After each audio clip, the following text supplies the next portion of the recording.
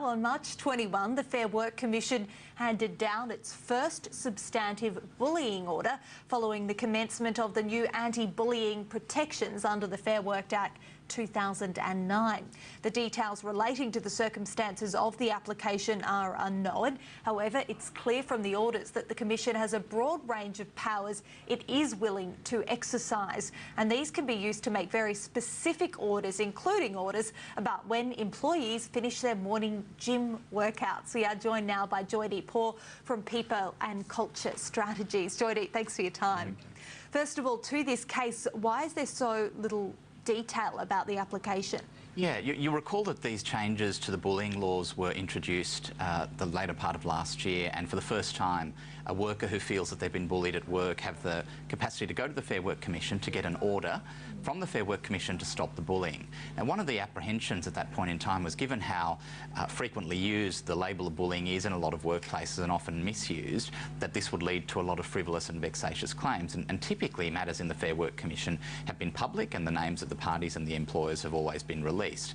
So in specific response to that concern, it was decided that at least in the early stages, while the matter was being conciliated, the names of the parties would not be disclosed. So we don't actually know who the relevant individuals are. We don't know which organisation these incidents took place. All we have is a ruling from the Fair Work Commission which specifies a number of orders, and it's sort of anyone's guess as to what the backstory was that led to this. But what we have seen the Fair Work Commission dictate through its orders is some very specific rulings that the person who was the alleged bully in this particular case must be changed and ready for work by 8 a.m. They must finish their gym routine by that time every day.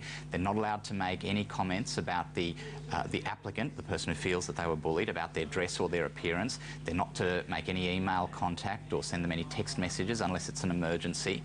And there's one or two others, but just on those ones alone, what we see is some quite unprecedented extension, and some would say interference, into the way people interact in a workplace context.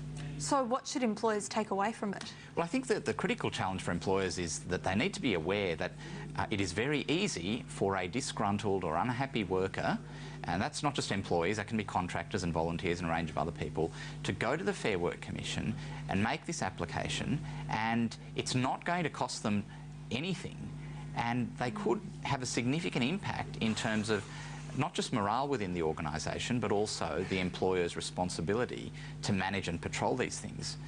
What, do you think that the orders were too prescriptive? I think that it's a very difficult situation that the Fair Work Commission is in, because they've been given the powers to make any orders that they see fit to remedy conduct. Now, when you're dealing with the interactions that people have with each other in a workplace context, you can be very general in how you dictate that. So you could use language like, well, they must treat each other with respect and courtesy and whatever else. Or you can get right to the nitty-gritty detail, which in this particular case has happened.